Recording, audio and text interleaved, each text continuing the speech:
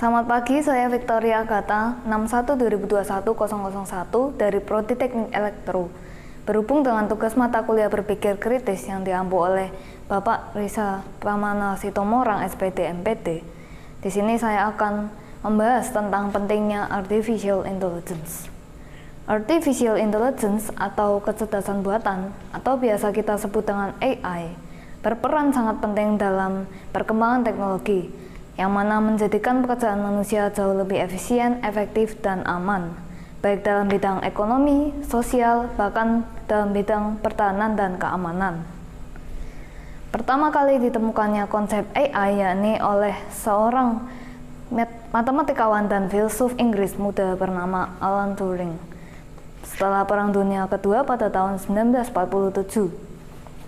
Alan Turing menganggap bahwa jika manusia dapat mengolah informasi dan memecahkan masalah, serta membuat keputusan dari informasi tersebut, maka mesin juga dapat melakukannya. Dilansir dari Science in the News, Alan Turing membuat suatu makalah dari kerangka logis tersebut tentang bagaimana cara membangun mesin cerdas dan menguji kecerdasan mereka. Percobaan ini dinamakan Turing Test atau uji Turing. Percobaan ini dilakukan dengan menempatkan responden AI pada terminal 1 dan seorang responden pada terminal lainnya.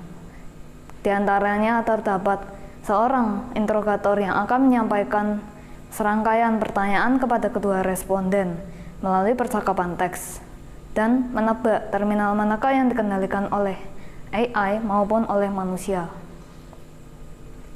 Hasilnya, interrogator tersebut mengira bahwa dirinya sedang berkomunikasi dengan orang lain pada terminal yang sebenarnya dikendalikan oleh AI.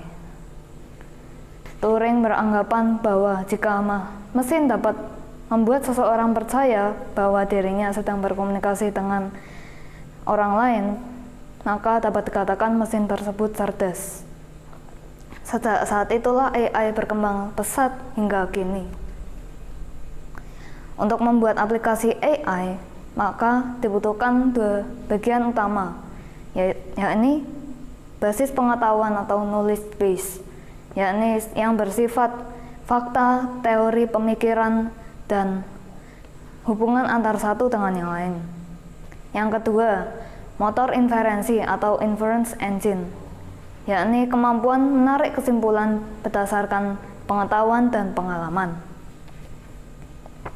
Lalu pertanyaannya, bagaimana dengan cara kerja AI?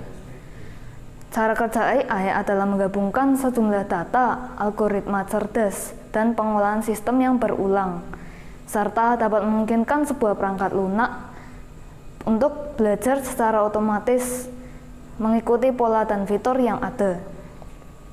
Keberadaan AI tentunya memberikan dampak positif bagi manusia, contohnya dalam bidang kesehatan seperti bedah saraf. Yang kedua, pada bidang perbankan, contohnya ATM.